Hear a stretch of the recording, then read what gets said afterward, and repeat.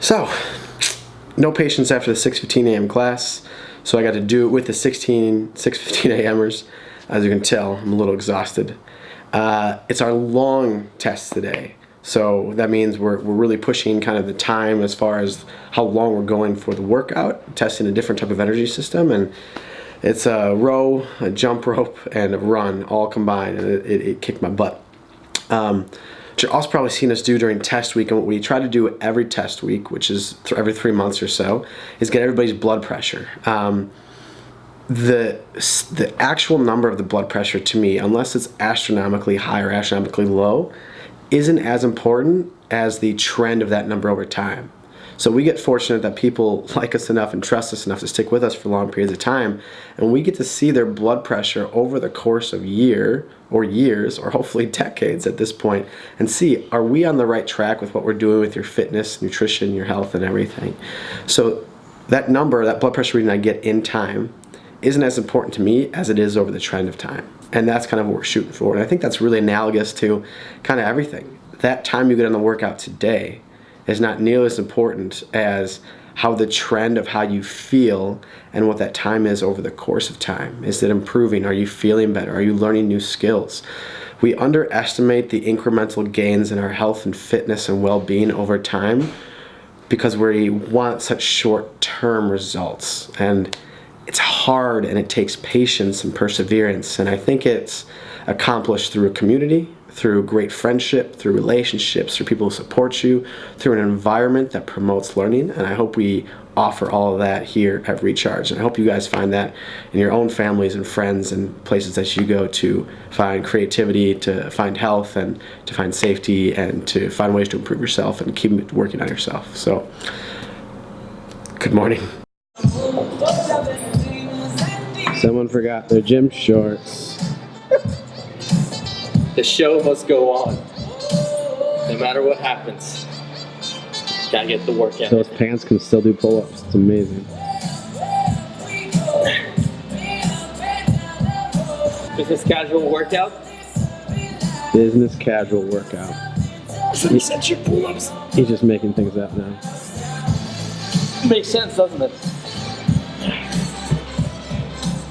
Business at the bottom, casual at the top. Look at the socks. Boom. Mm-hmm.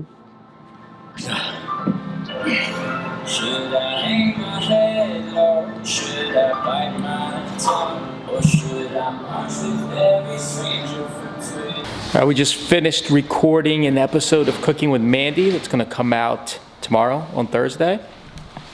It's going to be delicious. The aftermath of Cooking with Mandy. The aftermath. Going to be delicious. All right, I want to talk about a fallacy or think through. It's called a sunk cost fallacy. This is something that, again, that happens every single day in our lives that we might not really understand why it happens or why people do it. So I'm going to go over it, and we'll finish out today talking about the sunk cost fallacy. Let's get into it. Remember a few episodes ago, talked about loss aversion, which, by the way, if you haven't seen that episode, go check it out. It was a really good episode. But loss aversion, give you a quick rundown. Let's back up a little bit. Loss aversion is when you are more concerned, where the fear of losing something in your mind overweighs the joy of gaining something. Happens a lot. We talked about it again. Just go watch that episode. That can lead into what's called sunken cost fallacy or bias. This is huge because this is all around you, and you make this kind of thought process happen every single day. And I promise you this happens to you every day, or you see somebody else that says this. And it's a huge, huge fallacy. Here's what it is. A sunken cost fallacy is when you've invested time, emotion, just ideology into something, logically, that you shouldn't do it, but you say, well, because I've invested time, I should just keep going. Example, you go to the movies and somebody offers you nachos or gives you free nachos, and you eat a couple bites and your stomach starts to hurt. But you say to yourself, well, I got these nachos for free, so I might as well keep eating them. That's a sunken cost fallacy. It gets worse, it gets deeper.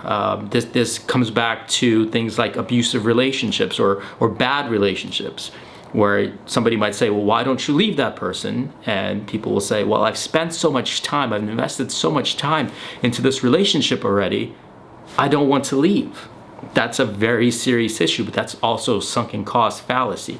And again, those are a few examples, but they happen all the time, and it is a huge fallacy, meaning that it is something that is not logical. If you take a step back and you really ask yourself from a third person perspective, you have to have an out-of-body experience, and you have to look at the scenario. Would somebody else still perceive this as correct? And that's hard in itself. But if you challenge this ideology, is it worth it? Is it really worth it in the long run? Does this grow with me? Does this make me better long term? Does this make me healthier long term? Or am I making a short-term fallacy in order to protect an emotional investment that's not grounded in reality? It is a fallacy.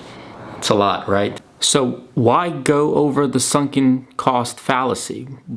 What's the point? What's the point in the big picture of all this?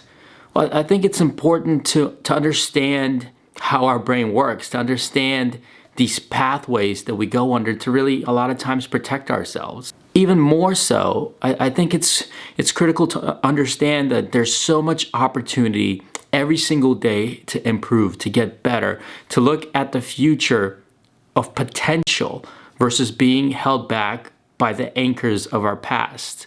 When we keep looking back at the decisions that we've made, at this fallacy of investment, of emotion in the past, and we're held by that, there's chains. There's these chains that hold us back and not let us get better. But all of us have the potential to get better. All of us have the potential to improve, because every single day is a blessing and an opportunity to get better. And I think the more you understand of how your brain works and what your brain is trying to do every single day, which is paint a picture, give you the best possible perspective to make decisions. And the more you believe and the more you understand and the more logical you are with these decisions, the more opportunities that will open up for you, and the better you have, and the likelihood of success, the likelihood of a better life, the likelihood of happiness improves so much. And that has to do with health, that has to do with fitness, that has to do with your relationships, and that has to do with your own feeling of self. And I hope these little breakdowns and explanations are enlightening and also kind of pique your curiosity into just the awesomeness of the human mind and a lot of ways and a lot of things that exist that you still might want to figure out about yourself. It's deep. It forces you to question your reality, your concept of this perspective that you're living through, the lens that you're seeing things through, which I hope you do, because I feel like that's one of the best things about personal development, is constantly auditing yourself to see whether you're making the best possible decisions for yourself now and long term. So that's the sunken cost fallacy. We'll be doing a lot more fallacy bias things to help you at least question what's going on around you and some of the things that people are saying, to give you some answers. There's a really cool book called Thinking Fast, Slow by Daniel Kahneman. A really thick book. It's a deep read. If you really want a deep dive into this, I really recommend the book. Hope you enjoyed that. I hope that makes sense. Catch you next time on the episode. If you're enjoying these, make sure you subscribe. Make sure down here, subscribe, hit the subscribe button so you don't miss any of these videos and vlogs.